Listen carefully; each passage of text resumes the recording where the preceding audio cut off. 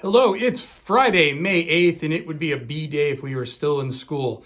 So for today's video, I'm going to talk about something that's related to reading and comes up all the time in a classroom. And that's the question of, can I just watch the movie for the book? And, I understand the question. For many students, it seems like a much easier way to approach the material. It seems like a logical thing. You can save a lot of time by watching an hour and a half, 2 hour long movie instead of spending 10 hours reading a book. Why wouldn't you want to do that? And, there's a lot of important reasons why. Right? Movies are wonderful. I personally love movies. I watch them all the time. It was one of my favorite things to do ever since I was a little child. I'd always loved going to the movies. It was something we did as a family, and it was something I continue to do throughout my whole life. It's one of the things I miss most right now, being able to go to a theater and enjoy that experience of seeing things on a big screen. So I get that. But there are a couple of things you need to understand in the process of making a movie and making a movie based on a book, and why you can't always rely on the movie version of a piece of literature. So let's try to break down some of the reasons why. Right? First off, a book is typically something that is written without the constraints of a budget and time. All right? And what I mean by that is that when an author starts writing, they will start writing with the idea of being able to tell a complete story. They have the understanding that their audience, whoever's going to be the reader, can read the book at will, maybe read a couple chapters, put it down, go back to it later.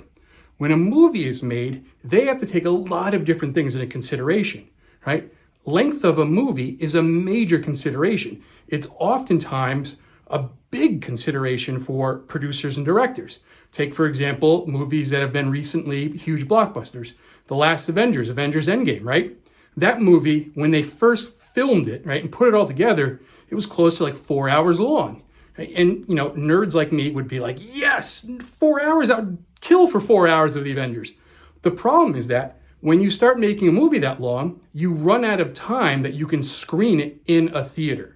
So that you only have so many times you can play it in a day and so many showings you can do in a theater. You start to lose out on how many screens you can play it in. You start to lose out on how many tickets you can sell per day. So they end up cutting it and cutting it and cutting it so that they get into like a sweet spot for how many times they can show it back to back in a set day period so that they can maximize how many tickets they sell. It's a big factor, right? So when they start making movies based on books, they have to take into consideration how long the movie is and what they have to cut.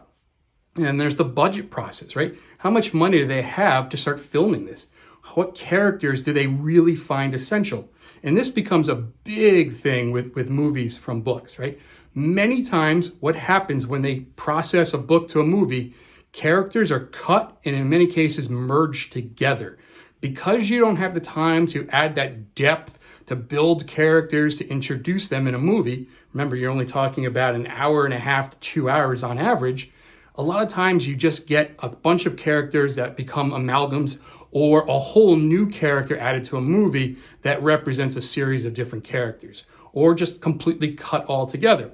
I'll give you an example of a book that I typically read in 7th grade, The Watsons Go to Birmingham, 1963. They did make a movie of it, I believe for the Hallmark Channel originally, and one of the characters that's early on in the book, Rufus, is completely cut from the movie. He is not in it. He's not mentioned any way whatsoever. And in the novel, Rufus is kind of an important character. He's this incredibly smart, yet incredibly poor individual. And he kind of serves as a great way to highlight that the main character, Kenny, isn't as perfect or as infallible as he may seem, right? There's a couple of times when Kenny fails Rufus in their friendship by not sticking up for him when he's being bullied. He laughs at him as well. In fact, he's kind of happy to have someone else who's a target of bullies. Rufus is completely removed from the movie, right? They just didn't have time and money to fit that character in. So you see that a lot, right? And speaking of The Watsons Go to Birmingham, that's another great example of another issue that comes into play with books and movies, particularly for books targeted towards students who are in middle school. There are laws about who can be in movies and how long they can work on a set. So a lot of times they will age up characters that are in books so that they can have older people playing them in the movies and therefore don't have to worry about those labor restrictions, right? Because you can't have 7 and 8-year-olds filming 12-hour-long days, which is something that routinely happens in the film industry. So a lot of times they'll age up the characters, right? It's just one of those things that's a necessity. So that's part of it, right? Now, those are the two biggest ones, time and money, but there are other factors that go in there. Right? A lot of times, an author has a vision, they write the novel, right? And that's their idea. And then a producer who's completely separate wants to make a movie, and he or she will have a completely different vision. And they will make several drastic changes.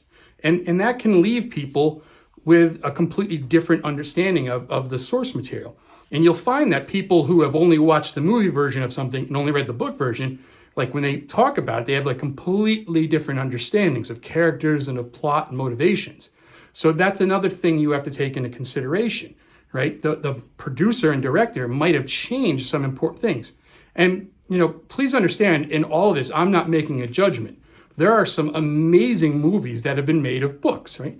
One of the most famous examples is the movie Jaws. It's a tremendous movie by Steven Spielberg, probably the movie that really catapulted him to fame based on Peter Benchley's novel, right? And, people love that movie.